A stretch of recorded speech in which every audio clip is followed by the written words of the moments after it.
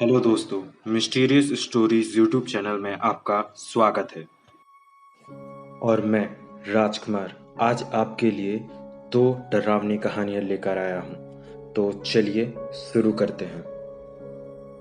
मेरा नाम अनंत है। बात 2017 की है, जब मैं अपने गांव गया हुआ था। वहाँ की मेरी जो दादी हैं वह हम लोगों से बहुत ही जलती थीं कि हम यहाँ से चले जाएं। और गांव में हम लोगों की खानदानी ज़मीन थी और उसको हम छोड़ना ही नहीं चाहते थे। उन्होंने इस बात पर मेरी और मेरी माँ से लड़ाई भी की थी।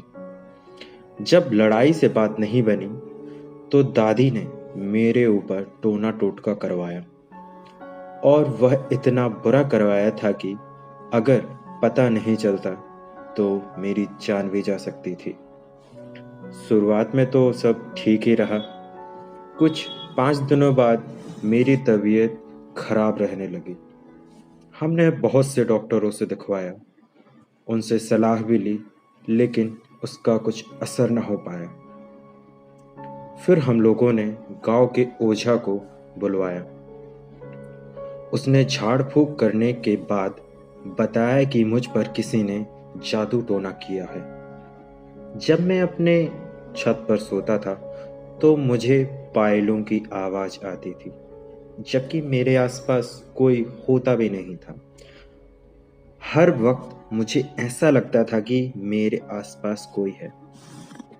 फिर करीब 10 दिन बाद मुझे एक साया दिखा, जो कि मुझे छत से नीचे आने का इशारा कर रहा था। मैं इस बातों को मानता नहीं हूँ, लेकिन मैं नीचे देखने गया कि वो है कौन।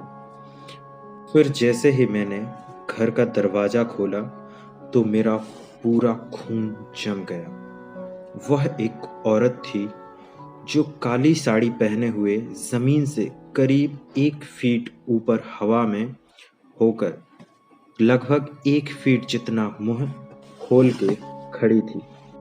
मेरी किस्मत अच्छी थी कि मुझे मेरी माँ ने देख लिया था कि मैं नींद में उठकर कहीं बाहर जा रहा हूँ। फिर जब मेरी माँ ने उसे देखा तो मुझे झट से घर के अंदर खींचकर दरवाज़ा बंद कर लिया।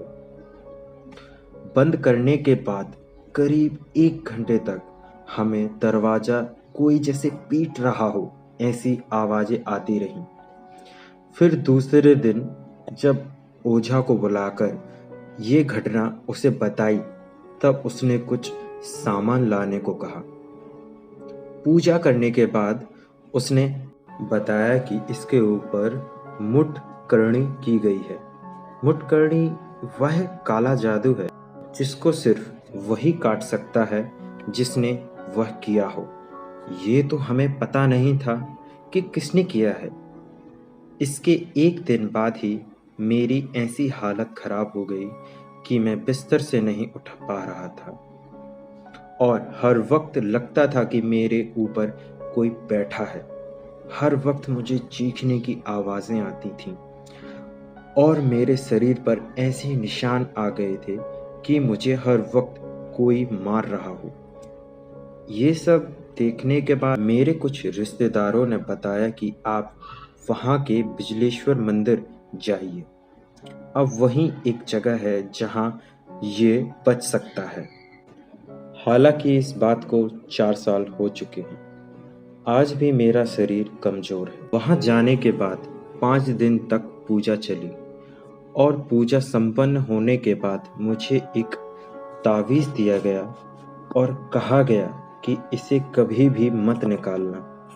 यह तावीज़ आज भी मेरे गले में है, और इतना कुछ होने के बाद भी मुझे ऐसा लगता है कोई मुझे घर के बाहर बुला रहा हो। गोंडल शहर में किराए के मकान में स्थायी हुए अनंत पेशे से शिक्षक हैं। अनंत स्कूल में काफ़ी लोकप्रिय टीचर हैं। स्कूल में पढ़ाने के बाद वह बच्चों को अपने घर पर ट्यूशन भी पढ़ाते हैं।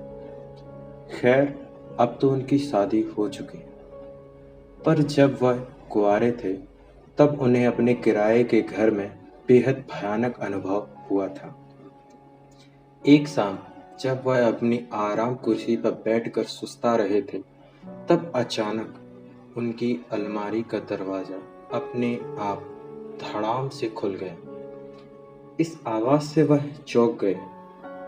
उन्हें काफी डर महसूस हुआ, क्योंकि उस शाम वहां कोई हवा भी नहीं चल रही थी और घर पर तो वह अकेले ही रहते थे। वह उठकर अलमारी का दरवाजा फिर से बंद कर कुर्सी की ओर आने लगे। तभी उन्हें महसूस हुआ कि किसी ने उनका नाम पुकारा और वह आवाज उस अलमारी के अंदर से आ रही थी। इस भयानक घटना से अनंत बुरी तरह डर गए। उन्हें वहीं खड़े खड़े पसीने छूटने लगे और वह बुरी तरह से कांपने लगे। डरते डरते उन्होंने पीछे मुड़कर देखा तो अलमारी का दरवाजा धीरे धीरे हिल रहा था, जैसे कि अंदर से कोई धक्का दे रहा हो। खौफ के मारे कांपते हुए अनंत थोड़ी देर वह अजीब नजारा देखते रहे।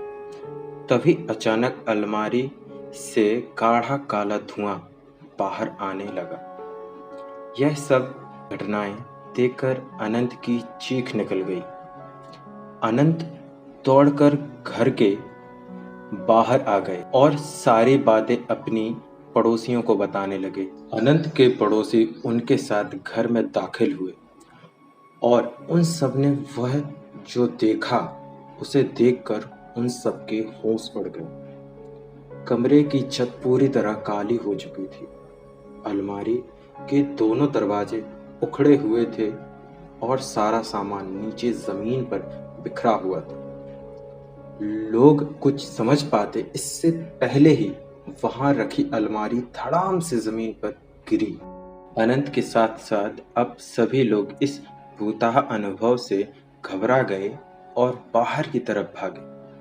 कुछ लोगों को भागते भागते एक चीख सुनाई दी, पर किसी ने पीछे मुड़कर देखने की हिम्मत नहीं की। इस खौफनाक अनुभव के कारण अनंत बुरी तरह बीमार पड़ गए और कुछ दिनों के लिए अपने गांव पर अपने माता पिता के पास लौट गए। जब वह गोंडल वापस लौटे तो कभी उस घर में वापस नहीं गए और किसी और मोहल्ले में रहने लगे।